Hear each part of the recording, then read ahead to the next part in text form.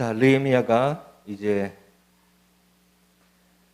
그가 간절한 마음으로 기도했던 일들, 그리고 하나님께서 그에게 꿈꾸게 하셨고 계획하게 하셨던 일들을 실제적으로 본격적으로 실행에 옮기게 되어집니다.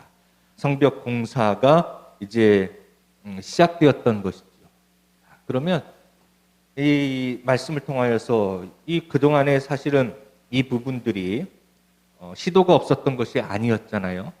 시도했음에도 불구하고 사실 몇 번의 실패가 있었습니다. 그리고 그 상황은 처참해서 어제도 말씀드렸지만 어떤 말을 타거나 나귀를 타거나 이런 짐승을 타고 지나갈 만한 문이 없을 정도로, 하나도 없을 정도로 모든 문들이 무너지고 성벽이 무너지는 그런 정말 황폐한 그런 상황까지 되었어요. 자, 그래서 그러면 느헤미야는 그런데 왜 어떻게 이처럼 신속하고 또 완벽하게 이것을 성공할 수 있었는가? 느헤미야가 어떻게 지혜롭게 했는지 오늘 이제 말씀을 통하여서 그 느헤미야의 지혜를 우리가 좀 알아보고자 합니다. 자, 성벽 공사가 성공할 수 있었던 것은 느헤미야가 여기도 나와 있듯이 혼자 하지 않고 여러 사람이 그리고 각계각층에서 그리고 여러 가문이 그 다음에 재능을 갖는 사람들이 남녀노소 불구하고 나이가 많은 사람, 적은 사람, 남자, 또 심지어 여자까지도 그리고 각각의 직업에 따라서 모두 다 함께 참여하게 되었습니다. 자, 이 말은 다른 말로 말하면 일의 분담을 잘 하였다는 것입니다. 일의 분담. 느헤미야는 치밀한 계획한 가운데 이 부분들을 42개의 부분으로 나누었어요. 다 명확하게 하나하나 세밀하게 부분을 나눴습니다. 그리고 이것을요 42개의 부분을 나누었고 거기에 38개의 가문에게 일을 맡겼습니다. 가문에게 맡겼다라는 것이에요. 느헤미야에게 이렇게 한 데에는 이유가 있습니다. 그것은 첫 번째, 이처럼 분배했던 것은 일의 신속하게 하기 위한 것이고 능률을 높이기 위한 것입니다. 일의 신속성과 능률성을 높이기 위한 것이죠. 분배했다는 것은. 그 다음에 두 번째로는요, 모든 유대인들, 이 공동체가 백성들이 함께 참여시키게 하기 위해서입니다. 참여시키게 하기 위해서. 신속하고 능률적으로, 그리고 또 하나 이제 대적의 방해와 그런 어려움으로부터 그것을 방어하고 물리치고 성공적으로 하기 위해서 그렇게 여러 백성들을 나누어서 참여하게 했습니다. 자, 그 다음에 이처럼 사람들을 38개의 가문에게 나누어서 가문별로 또 일을 맡기게 했던 거. 여기서 가문이라고 하는 거. 여러분, 우리가 어떤 일들이 옛날에 몇 년 전인가요? 한 30년, 20년 전쯤인 것 같습니다. 저희 이제 처가 쪽 조카 중에 조카가 다니던 여기 대전 저쪽 유성 쪽이었는데요. 다니던 유치원이 좀 친환경적인 유치원이었어요. 20년 전에. 그래서 유치원에서 논밭을 가꾸고 이런 일들을 좀 많이 견학도 하고 활동도 했는데 그 부분이 신문에 요즘 어떤 어린이들의 친환경적인 교육 이렇게 하면서 우리 대전일보인가 어디에 신문에 사진이 나왔는데 거기에 저희가 유치원 다니는 조카가 같이 옹기종기 모여 있는데 거기에 딱 사진이 나왔어요. 그래가지고 그 사진을 캡처해가지고 이렇게 보면서 거기에다가 이제 다 댓글들이 이렇게 저희 이제 가족들끼리 하는데 거기에다가 뭐라고 했냐? 가문의 영광이라고 썼어요. 가문의 영광. 우리나라 사람들에게도 이제 가문의 영광이라는 게 참 어떻게 보면 참 명예스럽고 굉장히 좋은 것입니다. 그래서 우리나라도 예전부터 가문의 영광을 위해서 정말 기꺼이 목숨도 바치기도 하고 또 다른 의미에서 이 이슬람권, 아랍권 그리고 인도 그런 쪽에서는 가문의 명예를 실추시켰다고 해서 아버지가 자기 딸을, 오빠가 자기 여동생을 명예살인을 하는 그런 일들이 지금도 여전히 일어나고 있어요. 가문의 영광이라는 게 그만큼 중요했던 것이죠. 자, 오늘 느헤미야가 이처럼 38개의 가문에게 다 분배를 했습니다. 이것은 바로 하나님을 위해서 성벽을 재건하고 하나님의 그 사업, 이것은 하나님께서 하시는 하나님의 계획이고 하나님의 일이 아니겠습니까? 그런데 그것을 위하면서도 또한 이 가문들이 함께 그것에 동참하게 하는 것이고, 또 민족이 스스로 지금까지 이 150여 년, 거의 이제 포로로 잡혀온, 멸망하고 난 다음 150여 년 이상 이들 스스로가 자신을 지킬 능력이 전혀 없었어요. 즉 그러면 무엇이냐, 어떤 이제 우리 안에 사람들이 오랫동안 어떤 황폐한 그런 상황 가운데 있고, 그리고 어떤 나라의 지배를 당하고 있고, 주권이었고, 그렇게 되어지면 어떤 독립적인 생각과 판단을 하기가 어려워요. 사람이 누군가에게 계속 조종을 당하고 있고, 그리고 스스로 어떤 일들을 자율적으로 할 수 있는 환경이 아니고 억압하게 되어지면 어떤 독립적인, 자율적인, 그리고 자기 자신을 스스로 지키려고 하는 그런 것들을 아예 생각하지 않습니다. 일례로 우리가 코끼리를 이제 서커스에서 코끼리가 옛날에는 참 큰 어떤 그 인기였는데, 코끼리를 어떻게 기릅니까 했을 때 어릴 때부터 끈을 묶어 놓는다고 하잖아요. 어느 정도 길이의 끈으로 묶어 놔서 처음에 어린 코끼리가 나가려고 하다가 줄에 매달려서 멈추고, 그러다가 어느 정도 큰 다음에는 줄을 풀러놔도 그 이상은 코끼리가 가지 않는다. 우리 인간들도 그런 어떤 이 계속 억압받게 되어지면, 그래서 그것을 뭐라고 하냐? 노예근성이라고도 그렇게 표현을 합니다. 노예근성. 해방되고 싶지만 해방을 해놨는데 다시 옛생활로 돌아가요.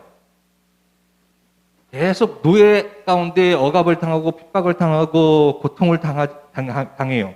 그래서 그로부터 해방되고 싶어요. 그래서 해방시켜주면 무엇을 해야 될지 몰라요. 어떻게 살아야 될지 몰라요. 그래서 다시 노예 생활로 다시 스스로 그냥 다시 들어가요. 힘들지만 어렵지만 다시 들어가는 거예요. 그런데 이 느헤미야가 바로 150년 이상 동안 이스라엘 백성들 계속 패하고 패배의식에 젖어 있는 이들에게 이것들을 분배함을 통하여서 스스로 우리도 이제 뭔가 할 수 있다라는 그런 뭐랄까요, 자신감, 그것을 다른 말로 하면 스스로 자신을 지킬 수 있는 자주적인 그런 사람으로 변화시키는, 그래야 자주적으로 움직여야 스스로 방어할 수 있게 되어지고 나라가 세워질 수 있는 거예요. 여러분, 우리 가문을 세우고 우리나라를 지키는 것은 우리가 먼저 지켜야 되죠. 누가 아무리 힘센 사람이 지켜준다고 해도 나 스스로 지키고자 하는 의지가 없으면 그건 안 되는 것입니다.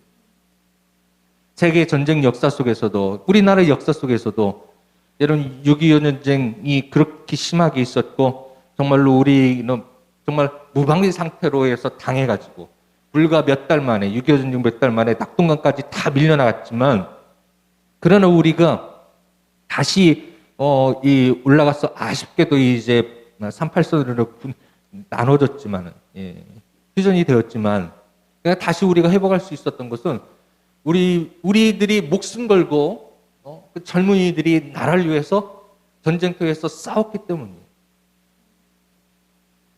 또 다른 예를 들면 베트남 같은 경우에도 미국이 참여해서 패배한 몇 개의 어떤 전쟁 중에 하나가 베트남인데, 그것도요, 그들이 미국과 비록 싸웠지만 또 우리나라 참전했지만 그들 스스로 그들을 지키려고 했던 어떤 의지가 있었기 때문에 미국이라는 가장 강한 나라가, 그리고 어마어마한 무기를 가지고 그렇게 싸웠음에도 불구하고 이길 수가 없었던 것입니다.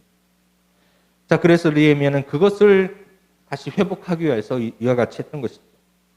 분담의 원리, 공동 참여의 원리, 이것을 통하여서 느헤미야는 이 예루살렘 성벽 재건을 신속하게, 빠르게, 그리고 아주 무음하게, 완전하게 그렇게 성공할 수 있었습니다. 그것은 이 원리는 바로 오늘날도 우리에게 바로 적용되어질 수가 있습니다. 공동체 의식, 그리고 분담을 통한 능률과 책임 의식을 고치시키게 되었던 것이죠. 하나님은 우리 모두의 하나님이시기 때문에 하나님의 일, 하나님의 영광을 위하여서 그럼 다 함께 참여해야 합니다. 하나님은 목사만의 하나님 아니에요. 우리 교회에 장로가 없으면 장로님만의 하나님도 아니에요. 하나님은 우리 모두의 하나님이십니다. 그러므로 하나님의 일을 하는 데 있어서 누구 한 사람만 헌신하고 누구 한 사람만 일을 다 도맡아 하는 것은 아닙니다. 그래서 교회도 함께 모두 다 그 하나님의 영광스러운 이 복음의 사역에 동참할 수 있도록 해야 되고, 그리고 또 동참하도록 스스로도 그 일에 동참해야 하는 것입니다. 오늘 이 사명들을 느헤미야가 이 성벽 재건을 위해서 총동원을 해서 38개의 가문에게 분배했지만 또 여러 이름들이 나오면서 남녀노소에게 각각 다 적재적소에 분배를 합니다. 모든 계층의 사람들에게 이 일을 분배합니다. 그래서 오늘 나온 사람들만 보더라도 제사장, 레위, 르디딤 사람, 다스리는 자들, 금장색과 향품 장사들, 사업하는 사람들, 그리고 여자들까지도 대표적으로 이렇게 쭉 나열이 되어 있습니다. 여러분, 이것은 제사장, 레위인 당연히 이 민족을 위해서 앞장서야 되는 사람들이죠. 그런데 르디딤 사람도 있고요. 거기에 그 다음에 금장색과 향품 장사들, 아니 장사하는 사람들은 있고요. 여자들도 있습니다. 유다의 전 계층이 참여했습니다. 그러자 이 모든 뭐라도 벽돌 한 장이라도 나눌 수 있는 그 사람들은요 모두 열과 성의를 다해서 일에 적극적으로 동참했습니다. 그런 사람은 누구나 다 아무리 연약한 사람이라도 한 가지의 재능을 가지고 하나님께서 태어나게 하셨습니다. 그러나 한 사람 이게 아무리 뛰어난 사람일지라도 그 사람에게는요 분명히 부족한 점이 있습니다. 그래서 여러분, 내게 없는 재능이 남에게 있어요.